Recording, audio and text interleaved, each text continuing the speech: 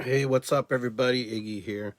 I just wanted to touch base with you a little bit today and just come here and share experience here that I had.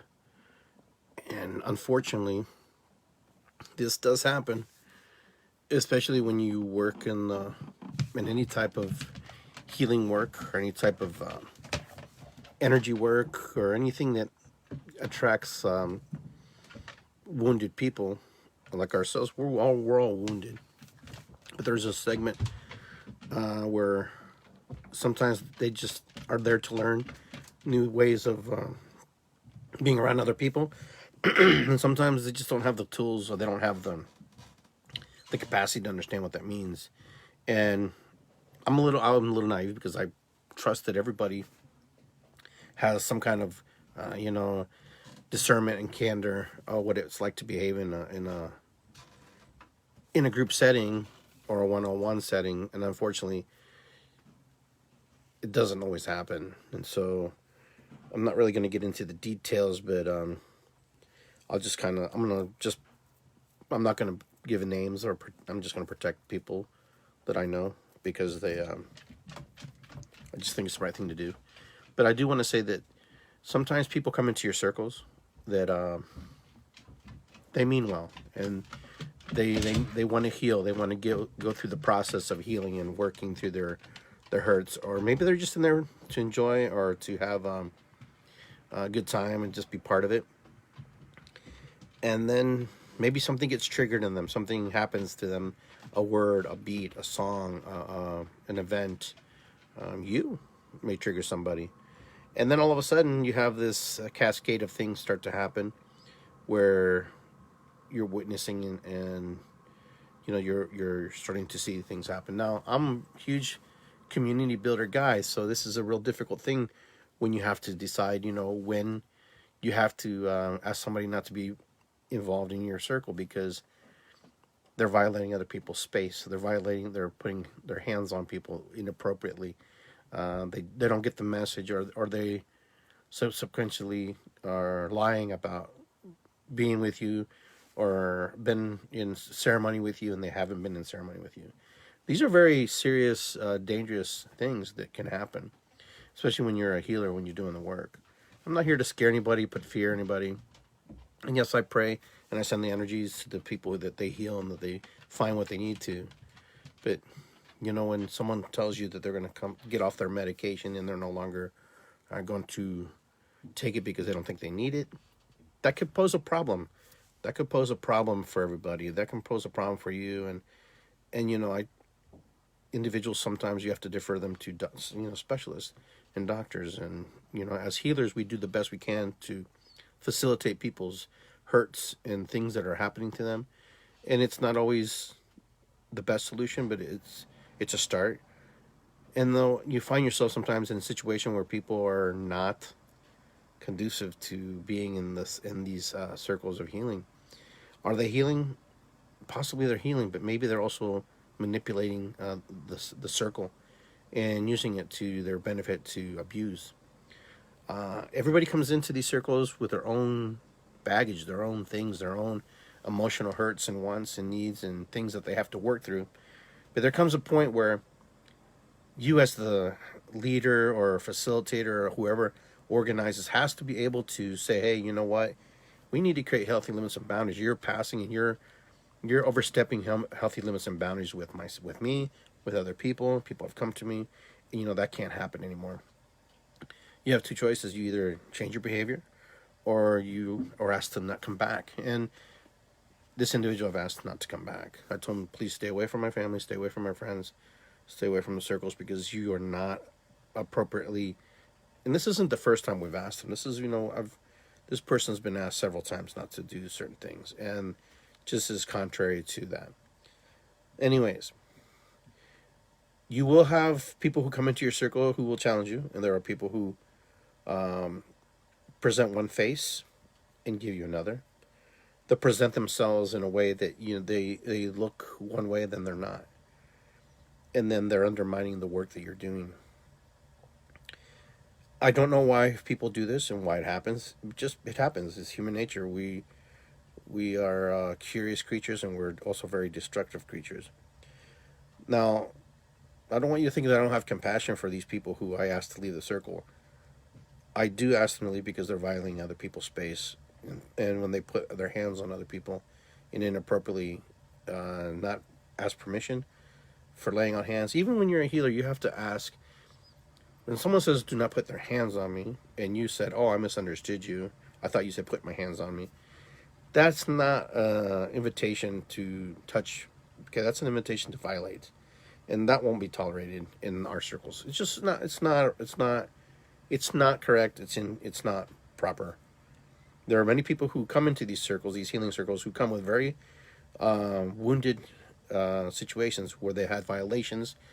They've been, molested. They've been hurt or violated in ways. And then when a man, especially a man, not necessarily a woman, I'm not trying to exclude women, but men, when they touch people inappropriately or hug people without asking, sometimes they could be violating someone's space. You should always ask for permission. You should always ask, "Hey, are you open for a hug?" And if someone says no, don't get offended.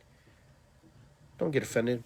Respect the fact that maybe it's not you that they don't want to hug. Maybe it's just they don't hug.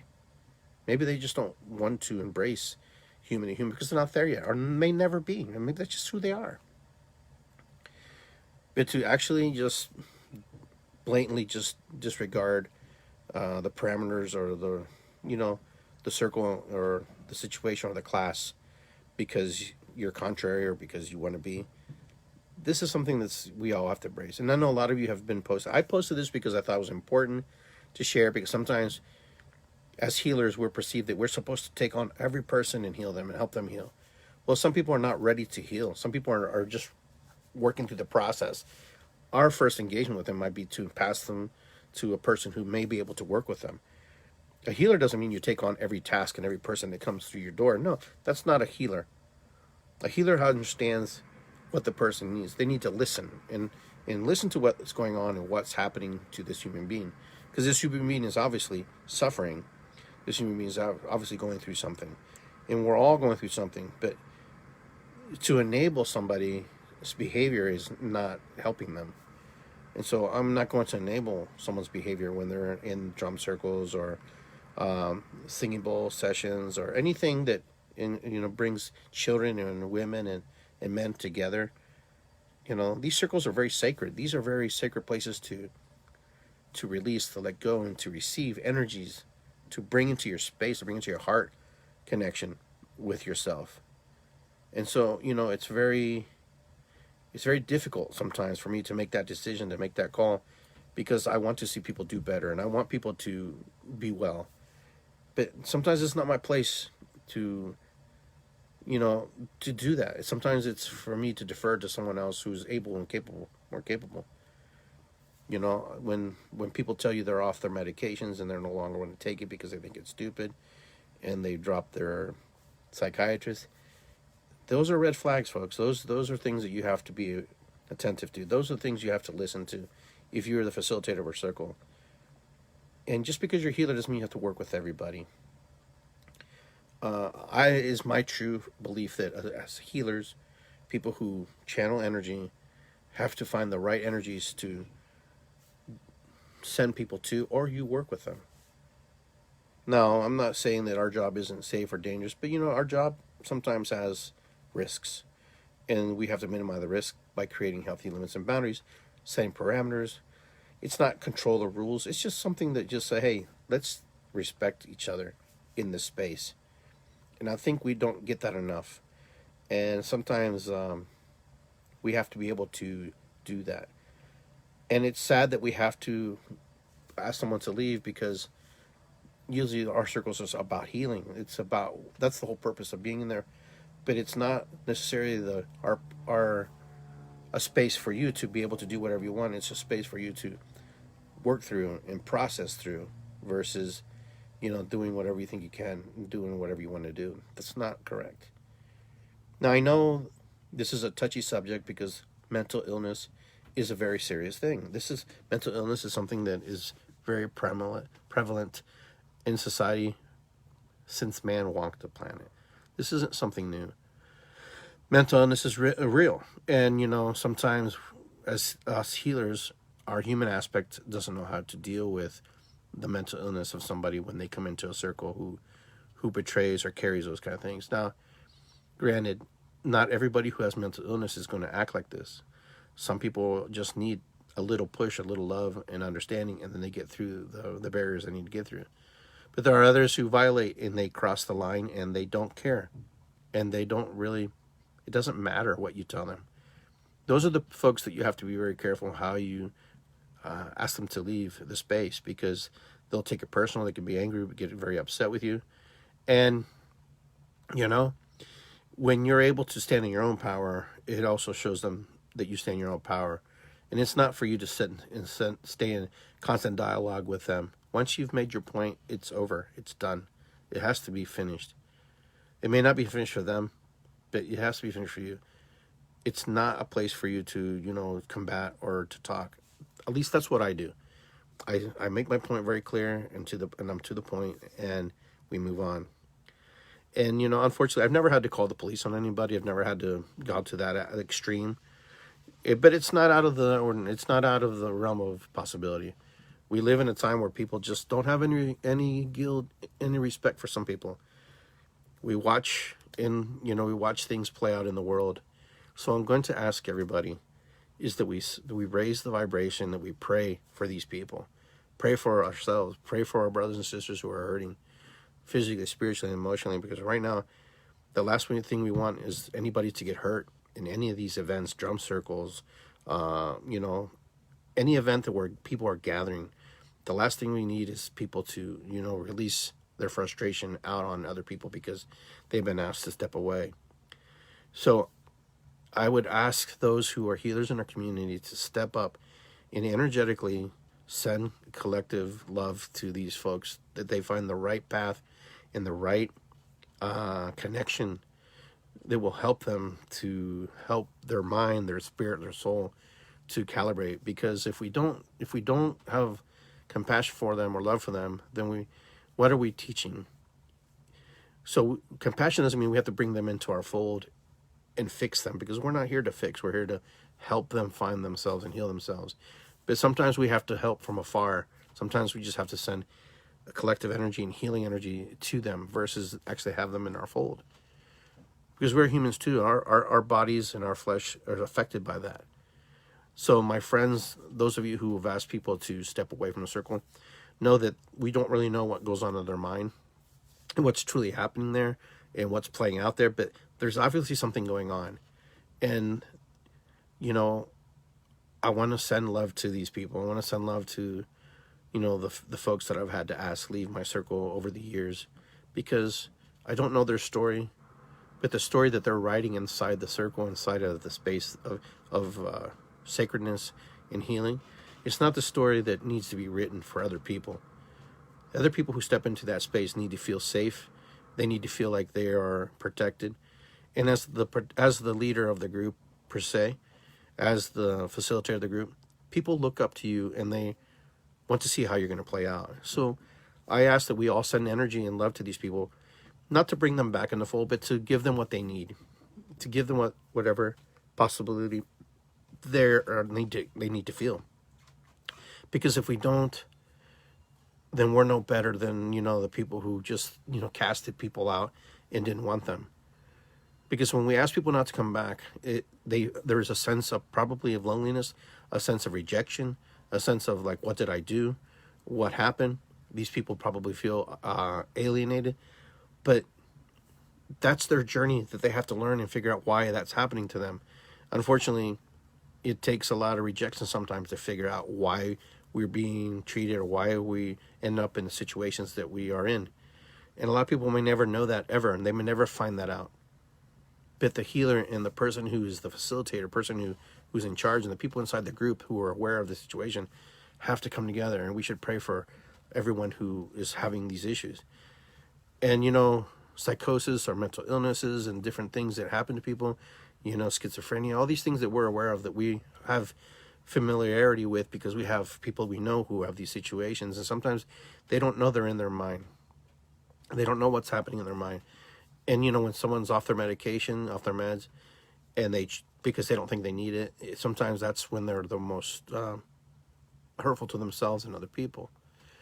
So I hope you're hearing my message about creating healthy limits and boundaries. Just know that when we create these healthy limits and boundaries, this is to protect ourselves, the people in our circles, the people that we care about, the thing that we created with spirit. And sometimes God will give us these challenges for us to look at and examine and to see how we respond and react. Okay, so sometimes we have to say, hey, you know, please, you have to go away for a moment until you find your way. We can't help you at this time. And that's okay. It's okay for healers to say, I can't help you at this time. It's not that you don't want to help them. It's just you're not in the capacity at that moment to help. I have several people over the years that I've had to say, I am just not in the capacity to be able to help you or able to guide you in the direction that you think that I can help you with. It's better to know your weaknesses and your strengths and what your strengths are versus trying to create these strengths that don't really exist there. You know, all healers have different things they all bring to the table. All healers are different. We're as different as every snowflake that falls from the sky and every raindrop that hits the ground. We're as different as every piece of dirt, you know. I can go on with analogies and examples, but you get my point. My point is you work with your strengths and you try to improve on your weaknesses. And maybe your weaknesses are your strengths, and maybe that's what helps. Who knows? Regardless, I'm just saying, when people violate sacred space, people feel it. They feel it. You know, I've had situations with drum circles where things have, people have not been very kind, not very nice in the way they, you know, participate in the circle. You know, these circles are sacred. Now, you know, you have to decide what your path is and what you're going to do, how you're going to create, and how you're going to move energy, and what kind of persons you want in your circle. You will attract the right energies. Okay, so the ones that come into your space, who come there to violate, they're attracted to the energy that's there. It's like the moth to the flame. Okay, and sometimes they have to get burned in order to figure out what happened. And so that's usually what happens. That's the best example I'll give you, is when someone's pushed out of a circle. That's the flame. The flame has burned them and pushed them out because at this moment they're not conducive to the energy that they're trying to create there. I hope I got my message across a little bit. And those of you who want to reach out to me and talk with me about it a little more in depth, we can talk and have strategies. There's strategies and stuff that we can impose. But the thing is to create a safe haven. This is why we create holistic centers. This is why we create drum circles, healing circles, meditation circles and stuff, so people can have outlets, alternative outlets to express themselves where they can express themselves in the real, I don't want to say the real world, but the world that we've created, this 3D world we created, to step into this 5D world of expansion and growth. Now, other than that, I hope that you're all well, and let's send love and peace and prayers and healing to those who need it. And if we're the ones that need it, then we send it to ourselves. And we always need it, so let's keep sending it to ourselves. And let's send it to our brothers and sisters who, you know, who may not ask for it, but maybe sometimes we just have to pray that healing is done on the earth. All right, my friends, thank you for tuning in. I really appreciate you. Thank you for allowing me this space and this platform to share.